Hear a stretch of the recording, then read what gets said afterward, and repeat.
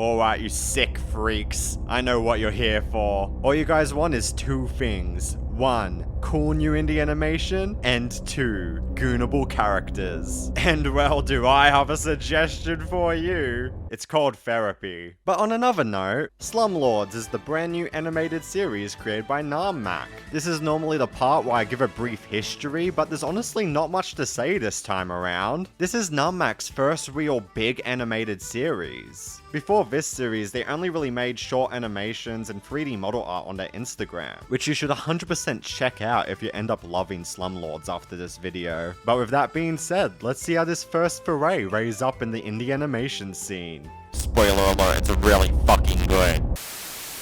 The story of Slumlordz follows our heroes Noxie and Lancer and their repeated skirmishes with the evil organization Capture. This particular episode starts within Noxie and Lancer's apartment. Everything seems regular until some Capture goons show up at their door. Now, Noxie and Lancer have to get away and also kick some ass.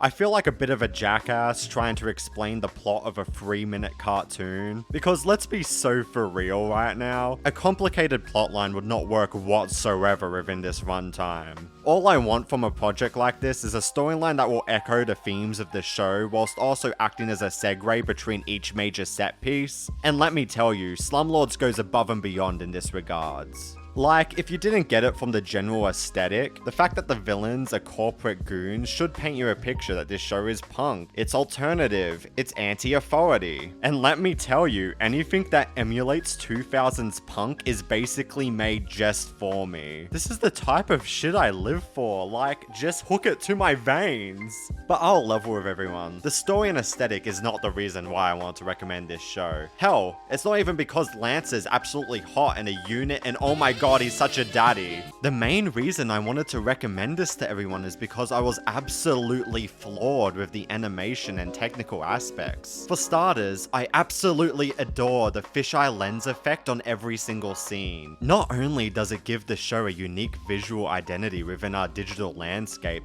but it also harkens back to the distortion effect cathode ray TVs used to have on media. It's a really subtle touch that makes the work feel even more authentic to that 2000s era. And I really hope that in future episodes they add some form of symbolic meaning to the distortion. Typically, a fisheye lens nowadays is normally used to convey to an audience that something isn't right. Since the audience's viewpoint is already distorted, you can use it to communicate to an audience how a character's viewpoint is also distorted. But you know, that's just me freeballing an idea off the dome. I'm sure Homage has some great ideas for where the series is going. Another aspect you would have noticed right away is that none of the characters speak. This is a brilliant choice that was probably only made because of the limitations of a one-person development. As they say, limitations lead to innovation, and in this case, it's led to absolutely immaculate, expressive animation. Since the characters can't really communicate to one another, it's led to an absolutely stunning use of expressions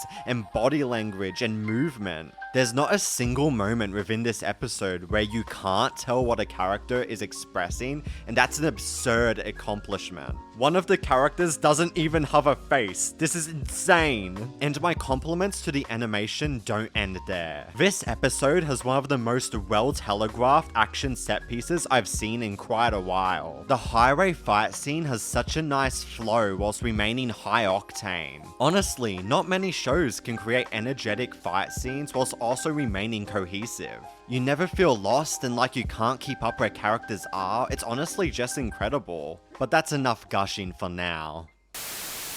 In conclusion, please check out Slumlordz, you honestly won't regret it. It should be linked below in the description, so you know, just go and follow it. You've already wasted 5 minutes watching this video, what's another 3? And also check out Homage's Instagram and Patreon, both have really cool things. But with all that being said, I'll see everyone in a week or two when I review the Bloody Mary.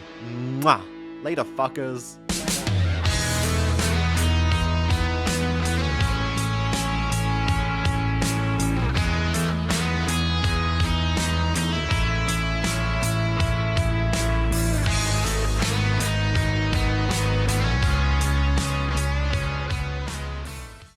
Absolutely.